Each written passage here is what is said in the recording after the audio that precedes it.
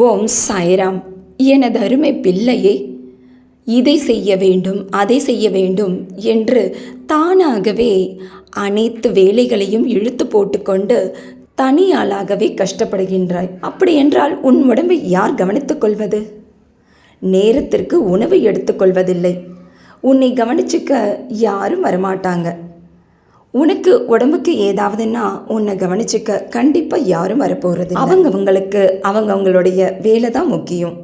உன்னுடைய தேவைகள் என்னென்னு உனக்குள்ளேயே நீ பேசிக்கிட்டா எனக்கு எப்படி கேட்கும்?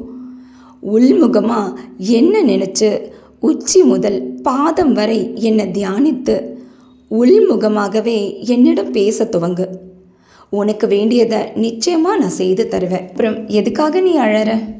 எல்லாம் முடிஞ்சு விட்டதுன்னு உனக்கு நீயே சொல்லிட்டா எல்லாம் முடிஞ்சதான் ஆயிடுமா? பாபா பாபான்னு நீ தானே கதறின. உன்னோட சந்தோஷத்துக்காக என்னால் உனக்கு ஆக முடியாத காரியம்னு எதுவுமே கிடையாதுங்கிறது உனக்கு நல்லாவே தெரியும் இல்லையா? நீ கண்ணீரை அனாவசியமாக இந்த போலி மனிதர்களுக்காக சிந்த வேண்டாம். நீ கண்ணீர் விடுற காலத்தில் உன்னோட குரலுக்கு கண்டிப்பாக யார் ஓடி வராங்களோ இல்லையோ, உன்னோட சாயப்பா நிச்சயமாக உனக்காக ஓடோடி வந்து உதவி செய்வேன். எல்லா கருமாக்களும் முடிஞ்சு விட்டது செல்லமே. இன்று இரவு உன்னோட கனவில் நான் நிச்சயமாக வருவேன். நான் உன் கனவில் வந்தேன் அப்படின்னாலே இன்றிலிருந்து உனக்கான நல்ல நேரம் ஆரம்பிச்சிடுதுன்னு தான் அர்த்தம். உன்னுடைய அனைத்து கர்மாக்களும் தவிடு பொடியாகும். இன்னும் தீவிரமாக என்னோட நாமத்தை உச்சரித்து கொண்டே இரு. உனக்கு தேவையான பணம் நீ கேட்ட நேரத்தில் கண்டிப்பாக உன்னை வந்து சேரும். அதிசயம் நடக்கும். அப்போவாவது இந்த சாயப்பாவை பார்க்க என்னோட ஆலயத்துக்கு வருவியா? உன்னால் முடிஞ்சால் ஏதாவது ஸ்வீட் செய்து எனக்காக எடுத்துகிட்டு வருவியா செல்லமே? என்னிடம் நீ வைத்த கோரிக்கைகள் நாளை வியாழனில் கண்டிப்பாக நிறைவேற்றி தரப்படும். நீ என்னை நம்பி என் நாமத்தை இடைவிடாது சொல்லி கொண்டிருப்பது தான் உனது வேலை. அப்பொழுதுதான் உன்னுடைய துக்கங்கள் உன் மனதை விட்டு அகன்று ஓடும். உன்னுடைய கடந்த காலத்தை பற்றி நீ யோசிக்காமல் இருந்தாலே உன்னுடைய பிரச்சனைகள் அனைத்துமே போய்விடும். உன்னுடைய இந்த நிலைமைக்கு காரணம் யாருன்னு இப்போவாவது நீ புரிஞ்சுக்கிட்டியா? உன்னுடைய இந்த துக்கங்களுக்கெல்லாம் காரணம் உன்னுடைய அவசர புத்தி தான். நீ எதை செய்கிறதா இருந்தாலோ என்னை கேட்டுட்டு அதுக்கப்புறமா நீ முடிவெடுன்னு நான் பலமுறை சொல்லியோ நீயாகவே அவசரமாக எடுத்த முடிவால் இன்றும் நீ பல ஏமாற்றங்களை சந்தித்தது உண்மைதானே? இனியாவது இப்படி நடக்காமல் எதுவாக இருந்தாலும் என்கிட்ட கேட்டுட்டு பிறகு நீ செய்ய துவங்கலாம். நான் ஒரு விஷயத்தை உனக்கு வேண்டாம்னு சொன்னேன்னா அதில் ஒரு காரணம் இருக்கும்னு நீயா புரிஞ்சுக்கிட்டு விலகி நிற்கிறது உனக்கு நல்லது.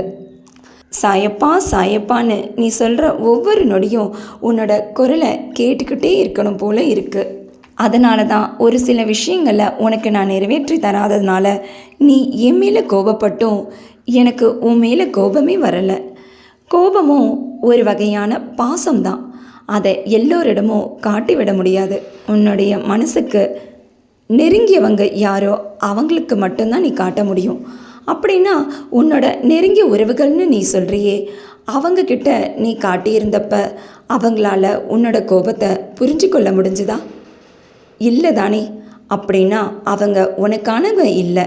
உன்னோட அன்பை அவங்களுக்காக செலுத்துறதுக்கு பதிலாக இந்த உலகத்தில் பல பேர் அன்புக்காக ஏங்குறவங்க இருக்காங்க.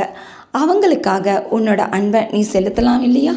இன்று இந்த புதன் நன்னாளிலே மகாலட்சுமி தாயார் உன் வீட்டு படியேறி விட்டார் என்பதனை நீ உணர்ந்தாயா?